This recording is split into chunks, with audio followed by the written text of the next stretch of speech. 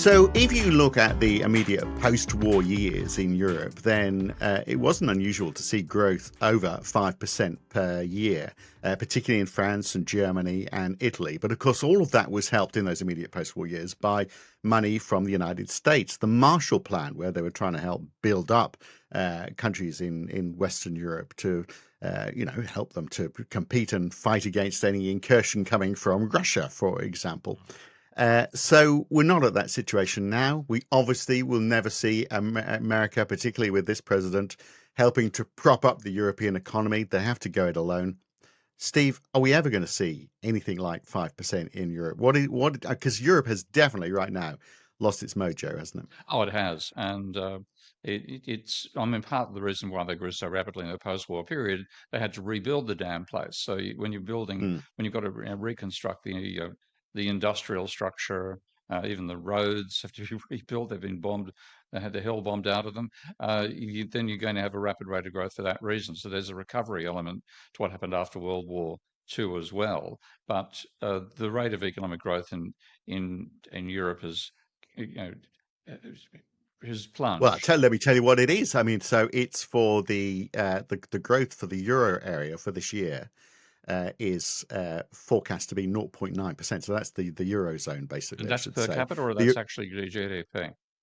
That's actual Well, in GDP. that case, therefore, per Yeah, capita is yeah, probably falling, and this yeah. this really puts into contrast the difference between what's happening in Europe and what's happening in China. You've got to leave the early post-war years out of the picture because they were distorted by that reconstruction effort, and as you mentioned, also by the Marshall Plan that helped fund that reconstruction. But the rate of growth of I mean, let's start from the cause of the problem. The extremely well-named Growth and Stability Pacts. Okay, that's what gave us the euro.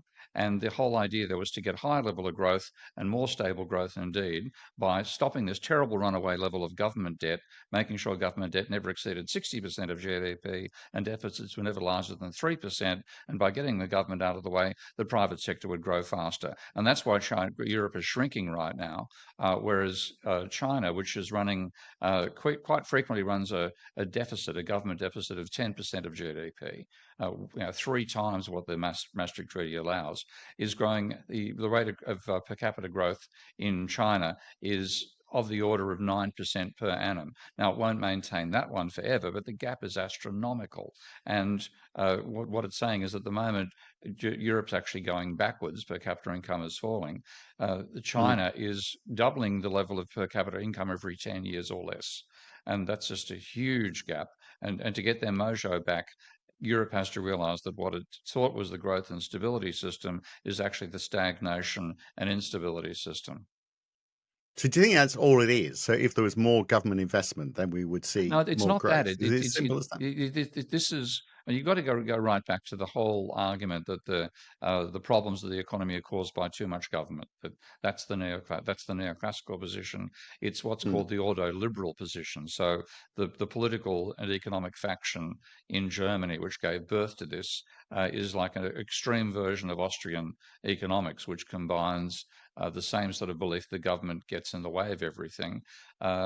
With a sort of dictatorial government at the same time. It's a weird combo, but the government tells you what to do while making sure the government doesn't do anything. That argument is just completely fallacious when you live in a monetary economy, which is what we actually live in. And what it means is the idea of getting the government out of the way actually meant the government was creating less of the finance which we all need for ordinary commerce, because what creates fiat-backed money is the government spending more than it gets back in taxation. And if you put a limit on that, which the Maastricht Treaty did, you stifle the flow of finance for the economy. And one of the most important things said by Keynes that is not in the general theory is the role of financing and enabling investment. So he talked about three forms of the demand for money in the general theory. That was the transactions demand, so you need money for transactions, what he called the cautionary demand, so you have money in case things don't work out the way you hope, and then the speculative demand, which you use to buy and sell non-financial assets. You're gambling on asset prices. But then he was challenged in 1937 by a couple of conventional economists, and he realised that over the whole argument that rather than savings enabling investment, which is the neoclassical mindset, and that's the ordoliberal one as well. So the more we save, the more we'll invest. He said it's the other way around. Investment generate savings, but he realized that he'd left out the initial step. You don't have investment unless you have finance in the first place to enable that investment. And typical Keynes, when he wrote about it, he said that I should have, I now think, made this part of my general theory, have four demands. And the most important, actually, is the one he left out in the general theory, the finance demand for money. Well, that finance demand for money, the money itself can come from the private sector creating private debt, which gives the borrower a burden equivalent to the money that's created, because for each dollar of debt of money you get a dollar of debt as well. So you got a servicing cost, and that makes things more difficult. When the government spends more than it takes back in taxation, there's no debt for the recipient of that government spending. So the government creates money by spending more than it gets back in taxation. That increases the amount of money available for ordinary transactions and actually can Mm. enable a higher level of investment. And that's And completely missed by the arguments for the formation of the euro. The Chinese, who don't have anything resembling ordoliberalism, they're at the other extreme in some ways, with Marxism as their foundation, create that money dramatically, and then use that for finance infrastructure development, and that then enables the private sector to, take advantage of the infrastructure created to build the factories that make the goods that are swamping markets in the rest of the world now. yeah, and there's a circularity behind all of this as Yeah. well, of course, isn't there? So when you're in that private sector and you borrow, very often, if you're looking for safe assets, you'll be buying up that government debt. You'll be buying those bonds that the government is issuing. So in a way, if the government issues more bonds, there's more of those assets for you to borrow. So the private sector is borrowing to support government spending, which is helping to invest in infrastructure and growth. So I mean, No, there's not you quite. you sort of well, you do if people are buying up government bonds. It's not people that buy them initially. This is the mistake that people make when they think the government won't be able to sell their bonds because of the bond vigilantes. What actually happens in the initial auction of bonds by Treasury is that their auctions are the bonds are created by the Treasury. The auctions are normally conducted by the central bank of the same country, and the organisations which can buy the bonds are restricted to organisations that have accounts at the central bank, and they use those accounts to buy the bonds. And as it happens, when the government spends more than it takes back in taxation, as well as increasing deposit accounts of the non-bank private sector, it also increases the bank account entries of the private banks at the central bank. We call them reserves, and that's the funds that are used to buy the bonds. So there's a fair bit of mechanical intervention Sure. necessary to create those funds. But But we know that, yeah. but yeah, for sure. But very often we know they also get sold on and they get bought by pension funds. So they are in the Yeah, but they're in that the non-bank destroys sector. And money. we That yeah, destroys well, money. and that's right. But we talked about well, it sort of like levels it off, doesn't it? So the government has pushed money into the economy, and then they get because we talked about this, Mm, didn't we, yeah. a few weeks ago? How in fact the amount of money that is added by government deficits uh, is not a great deal because it is because of that cancelling out effect. Most of the wealth actually is created by people borrowing. So my point was, are people borrowing money to buy those bonds? So the bond has the cancelling out effect. The money has originated from the loan that's come from a commercial bank. You're buying government bonds. Those government bonds are cancelling out the government debt, but at least the government has spent that money and is investing it. You'd hope in a way which is profitable. So my point is, does it actually make any difference whether the money is being borrowed in the private sector or the money is being spent by the government? The net effect is there's more money being spent, and Europe needs to see more of that happening. Well, it needs more money creation, and it needs money Mm, creation for investment, not for speculation. And yeah, what we've done by putting the emphasis upon the private sector and saying the private sector does everything better. The private sector certainly finances casinos better than the government does, though the governments can underwrite casinos with the behaviour about housing prices, which is yet another another issue. But yeah, we've got a system in the West, and particularly in Europe, under the European Union and the euro, which inhibits the creation of fiat money, and that then inhibits the capacity of the private sector to make a Mm. profit out of the turnover of money, and you therefore have a stifled system. So And it's it's a double whammy, that stifled yeah, system, isn't it? Because the government's not spending, so the government's not creating the infrastructure or the wealth or the positive spirit within the economy, and therefore people aren't borrowing very much in the private yeah, sector either, it's a double because whammy. Yeah, they yeah, mm, one undermines the other. So whereas if you look at the Chinese numbers are just extraordinary compared to what you're seeing in Europe on every possible front, and and everything that the European Union has set up is actually hampering its capacity to grow. And you've now had 25 or 25 years of that hampering, and it's if you're assessing this and saying, was this a good idea? The answer is no. But the question is, how do you back out of a bad idea? so do you think the way forward then, I mean, the first step, and there's other dimensions which we can talk about, including in just a second, lack of innovation, which is a big problem for Europe, which is sort of, one thing rolls into the other. But do you think there should be an approach to this as well? Okay, and Europe sort of started to almost reach this conclusion themselves after many decades of low growth, of saying, well, okay, we need to up government spending. We need to get rid of that limit Mm. on spending, particularly if it's being spent on infrastructure to help the economy grow. Yeah, and that's but will it happen? I mean, the political Mm, resistance within the political class is enormous because their instant knee-jerk reaction is, "Oh, we're going to get all this debt.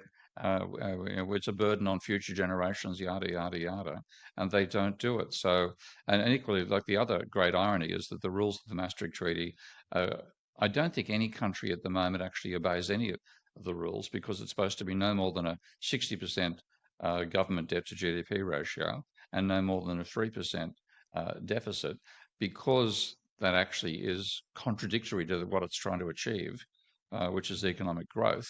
Most countries got a higher government debt level because they've had to patch up for the catastrophes of the private sector, the global financial crisis, and then COVID, and they're breaching their own rules and they're seeing poor growth coming out of it. The thought that they can actually say, well, throw the rules away and they'll restore growth, I think it's beyond most of the politicians to be able to contemplate that. Well, the debt burden across the whole of the EU, government debt, as a percentage of GDP, is 81% for the EU overall. For the Eurozone, it's 88%. For Greece, it's 154%. For Mm, Italy, it's 135%. For the US, not in Europe, but just for comparison, 121%. UK, not in Europe, except on a map, of course. yeah. Well, off the coast, That yeah, old yeah. that old thing. 96% actually. I mean, here's the UK thinking that they are a basket case. And so that's the other question. The EU as a whole versus the UK, which has lost its mojo the most. It feels like, but maybe that's because I'm in the UK is struggling more than continental Europe. But there again, you look at Germany, and Germany's growth prediction for this year is 0.1%. So that really is going backwards by the time you allow for population growth. Yeah, it's a failure all around, normally, and in this situation, you'd only have the failures to look at, and you'd have to say, well, what the hell do we do? We don't have any empirical guide as what might be different. But China's blowing the system out of the water Yeah, in terms of yeah. its economic growth, the infrastructure. We all know about high-speed rail in China. We know about nuclear power stations being built. We know about their development of solar and wind on an enormous scale. We know that all this stuff is turning up in the media now, and you'd hope that people would say, "Well, what are they doing that's different?" And then that could be a way to break out of the dilemma.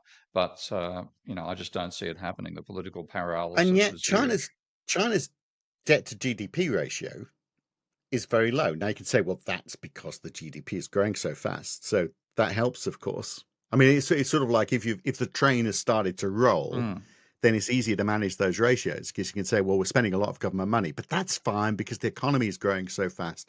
What happens when the train has stopped at the station? You're trying to get it started again, yeah, and you've already got that high debt. I yeah, mean, that's the problem we face, isn't it? yeah. It's a paradox, but it's a obvious paradox. If you stifle the government money creation because you believe that's a bad thing, you stifle growth as well. And then what happens is that you find you have to therefore patch up the lack of growth. You've got to pay unemployment benefits to people who don't have jobs. You get lower tax revenue, and hey presto, you get a higher debt ratio out of it. And this might sound weird to say you'd actually have a lower debt ratio if you created more government money, but there's a concept which has turned up in complexity theory now called obliquity, and that says that often if you want to achieve something, you don't do the direct thing, you do the indirect. So if you try to say directly, I want a lower level of government debt, therefore I'm going to uh, have a lower government deficit, and that'll give me lower government debt. The lower deficit actually hits your GDP as well. So what you're Mm. worried about is a ratio. You've got the ratio of government debt to GDP. Now, when you look at what causes GDP, and it actually turns up in the basic national accounts. The national accounts show that GDP is consumption plus investment plus government spending minus taxation. I might add an MMT point here, plus exports minus imports. But the government minus taxation says that if you reduce that gap, you're going to reduce GDP. And given Yeah. the fact that GDP initially, what generates GDP is the turnover of money. If the turnover of money, the rate at which money turns over is substantial, so, one or two times between in that range, which roughly is the bottom level of it now. When you reduce the government additions to government debt, you may reduce GDP even more. So by trying to get a lower government debt to GDP ratio, you actually cause a higher one, and that's the trap that Europe's got itself into. And yet, that equation would be in, I don't know, chapters 1 or 2 of a very basic economics textbook, No, it's and not. so we all. No, it's not. This Mm. is the problem. The economics Oh, textbook really? teach the opposite, and this is why, I'm on the war path as usual. Well, I thought everyone in economics knew that GDP was your consumption, your investment. It was net government expenditure and net foreign trade. But anyway, look, we're going to take a break. First of all, before we do that, about how things can be taken so badly wrong, let's watch this video. Hey, how you doing, econ students? Question, is it bad to save money? Let's find out by looking at the loanable funds market. Loanable funds are the amount of money that's available to be loaned out, and this is usually done by financial institutions like banks and credit unions. So the loanable funds market brings together borrowers, which make up the demand curve, and lenders, which make up the supply curve. Let's start with demand. If the price of the loan is really expensive because the interest rate is high, they're not going to borrow very much. But if the interest rate's low, they're going to borrow a whole lot. For now, let's talk about supply. The amount of money a bank can lend out depends on how much money people deposit into that bank. So the supply of loanable funds all comes down to save. Now understand, when the real interest rate is low, there's not going to be very much savings, so the quantity of loanable funds is going to be small. But when the real interest rate goes up, the quantity that people will save is going to increase, and there'll be more loanable funds supplied. So together, the demand and supply for loanable funds sets the real interest rate. But there's more to the supply than just individual savers. The supply of loanable funds is made up of private savings. That's savings by you and me, but there's also public savings. That's the money that the government has left over after paying for all its expenses. So the supply curve is made up of both private savings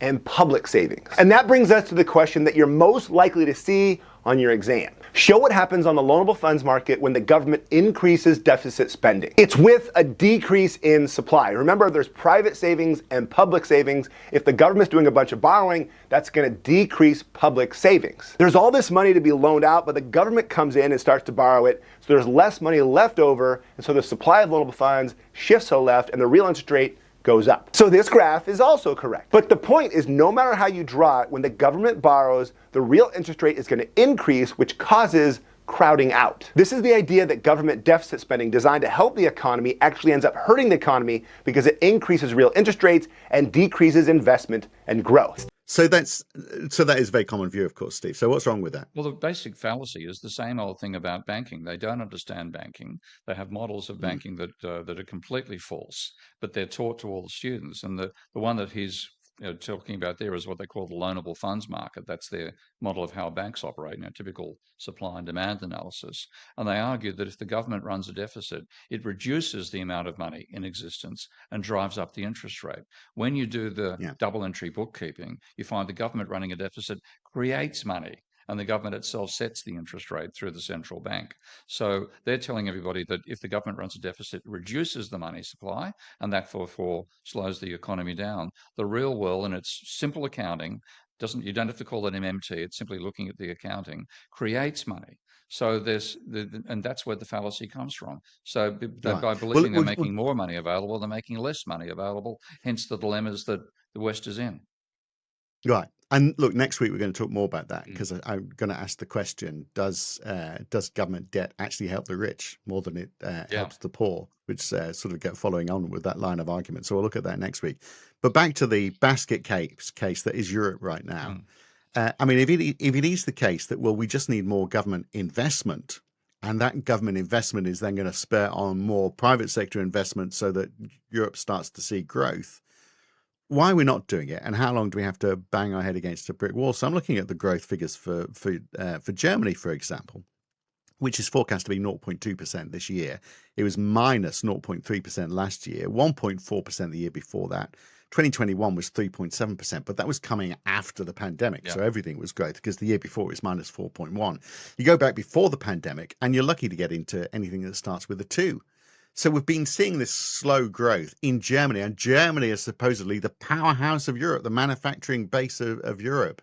And there's been many people, yourself including, arguing that Germany has got a bit of an unfair advantage because it's selling stuff cheaper because it's got the euro effect. If it wasn't part of the euro, then the currency would be that much higher, so therefore the exports would be that much more expensive. So even with that Yeah. advantage, Germany has still been showing very slow growth for a very long period of time now. The large part is because they've ignored what made them great in the first place, which is engineering.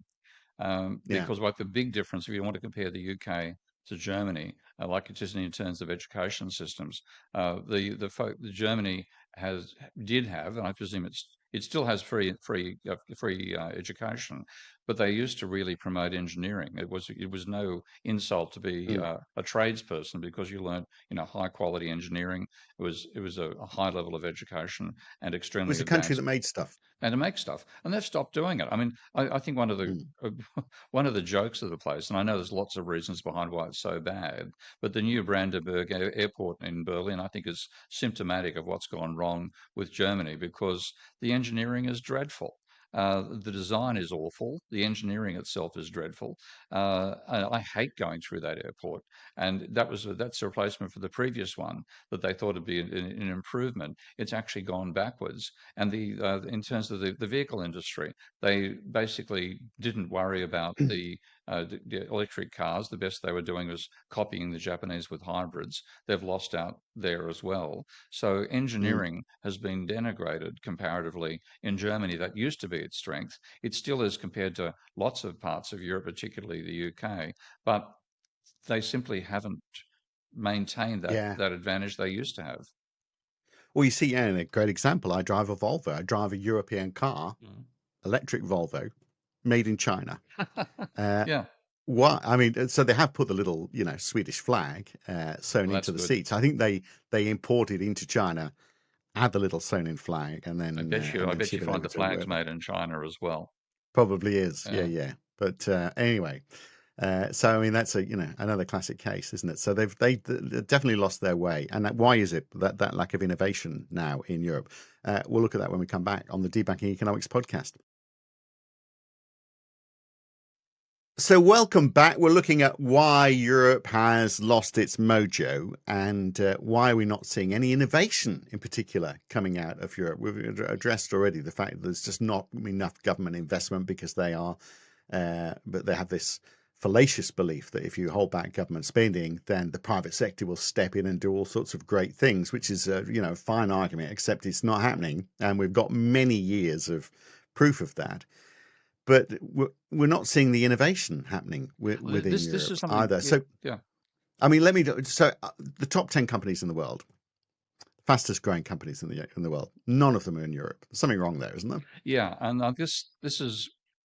I can actually take it back to Japan if you want to find the first example of where this problem came from, because the Japanese have had the same sort of obsession, this the obsession about reducing government debt and ignoring private debt at the same time. That's just the absolute foundations of neoclassical economics. They talk about private debt being like a consenting out between adults in a bedroom. It doesn't affect anybody else, and you shouldn't control it. They've ignored private debt. That's wrong, because private debt credit is a major part of aggregate demand and income. But if that credit's going towards speculation on non-financial assets rather than investment, then you ultimately have a bubble which burst. And that was Japan 1980 to 1990. The level of debt to the households in particular rose dramatically, but the same thing for the firm sector. So when the bubble burst at the end of 1990, you had high levels of household debt, high levels of corporate debt, and that corporate debt meant that in the aftermath of the collapse, Japanese companies were focusing more upon paying their debt levels and maintaining, not letting the debt compound, than they were on investment. So they stopped investing. And if you go back to the 1980s, everything was Japanese. So the Walkman was a Japanese invention. Toyota was taking over vehicles in America, et cetera, et cetera. Post 1990, the corporations are still trying to pay their debt down, so they're not using the debt for investment anymore. They're not using the cash flow from sales for investment anymore. They're just paying their debt levels down. There goes your innovation. And then you obsess about the level of government debt in the aftermath of the crisis, when it's private debt that caused it.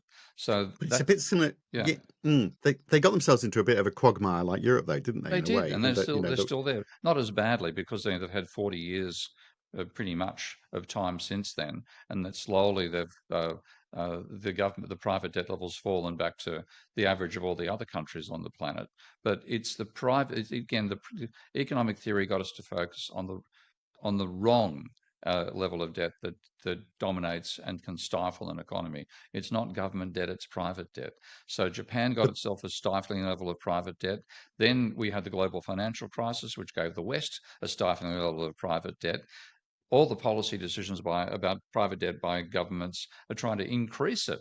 They mm, don't see any problem with high levels of private debt. That's what's caused the stagnation, and we're stuck in it still. I called it credit stagnation when I wrote my book over how can we avoid another financial crisis, and that's still what's stymieing the West. Whereas China got caught up in a bubble, of course, with the housing bubble. They deliberately started during the global financial crisis, because when the global financial crisis hit, China's exports fell something in the order of 40%. It was a huge shock.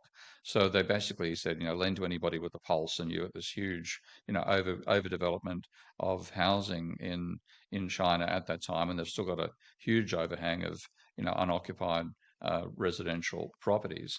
But they didn't stop the investment by the government sector, and they didn't stop the investment by private corporations competing with each other. So innovation and engineering has continued growing dramatically in China. It's stopped certainly in Europe and the UK, and it's and it stopped in Japan. It's very similar yeah, reasons, isn't that's it? It right. Yeah. stopped because the growth wasn't happening because inflation was very low, interest rates were very low. So businesses were going, well, we can't really invest, even though it's quite cheap to invest, because we can't put up prices because there's no inflation. Nobody's going to buy our stuff. People are so sensitive to prices as they are. Mm, So no incentive to grow your business, because you're worried that you're just not going to get the return on any investment that you make. mm.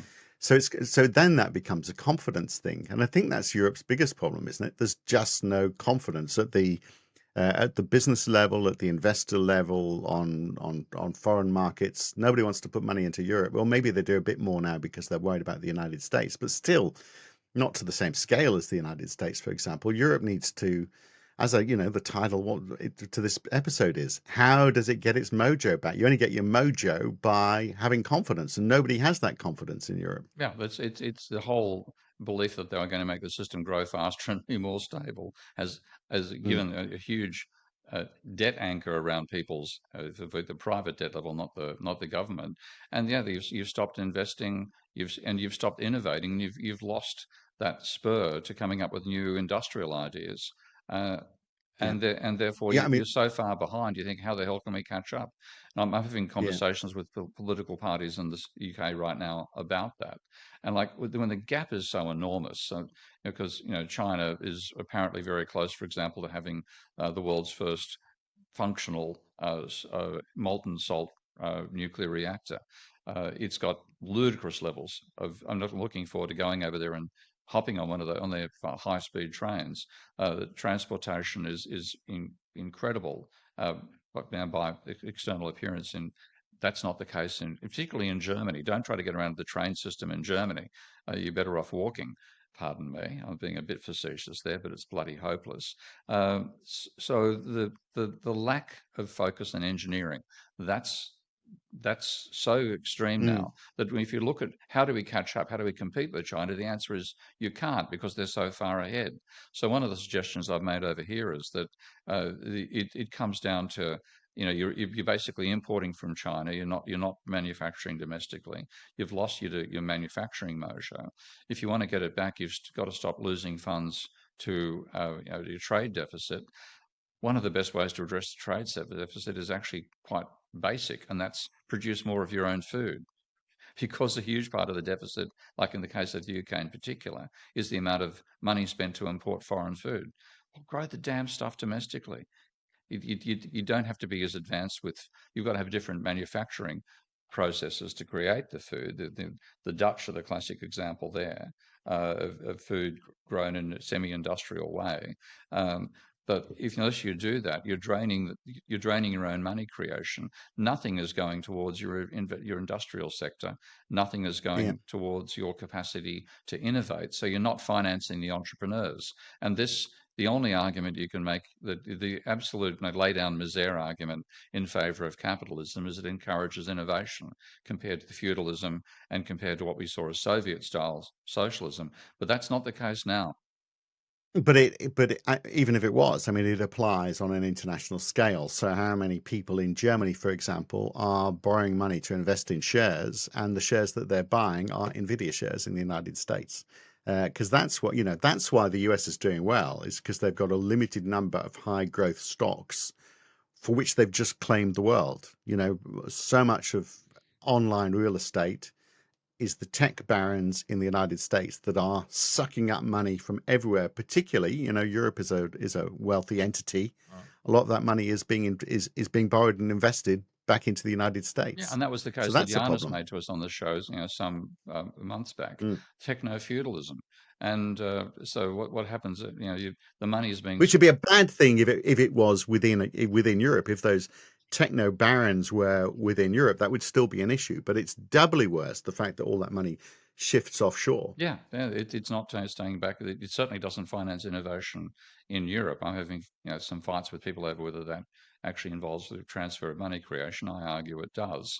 So European Mm. money that's being created is benefiting firms in America and firms in China, but not benefiting firms in Europe.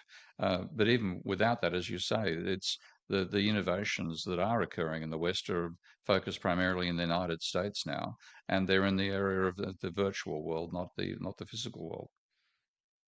So this is from AI, so it's possibly Oh wrong. dear. Okay. Uh, in Is it as of this hallucination? year, Huh? it could be China's R&D spending 2.6% of GDP. In the United States, 3.5% of GDP.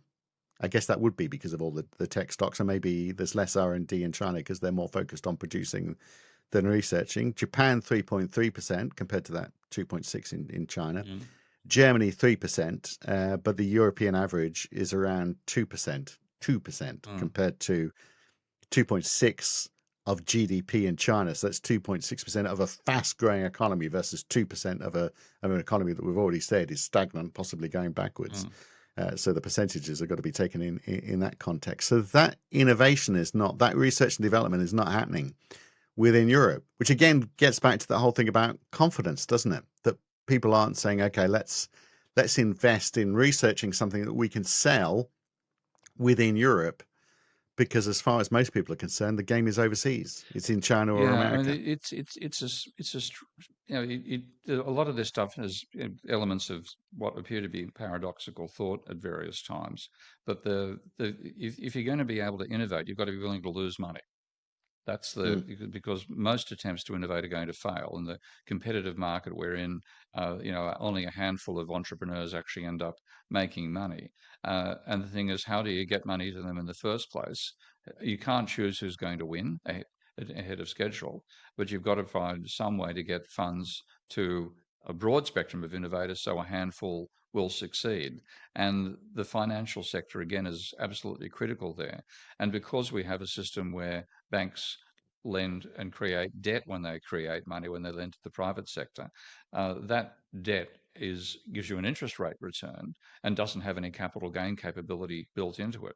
So if you borrow money, if a bank lends money to entrepreneurs, let's say then it's 10 entrepreneurs and 9 of them fail, then all it gets is interest income from the one that succeeds, and that is not enough to make up for the capital losses for the 9 that fail. So they don't lend to entrepreneurs at all for the entrepreneurial side of their behaviour. All they'll do is they'll lend money to entrepreneurs who already own property. So you get, the bank takes a mortgage out on your house or your company, but that means people who don't have housing wealth and don't have massive corporate share valuations can't get the money in the first place. So the innovation isn't occurring. mm. And there's two potential ways around that. One is the Chinese way of creating huge amounts of government money, but also the private banks in China are largely government directed and they do lend to entrepreneurs. You also have local councils directing money on a grand scale for one city competing against another to try to be the successful innovator in some particular industry. So the local councils are redirecting finance as well. So there's all this finance turning up for innovative ideas in China, not in the West. And the only other possible way to go about it was actually take an idea out of the Islamic book, and this will sound weird to most people. So most people think the Islamic system bans usury and therefore bans the payment of interest.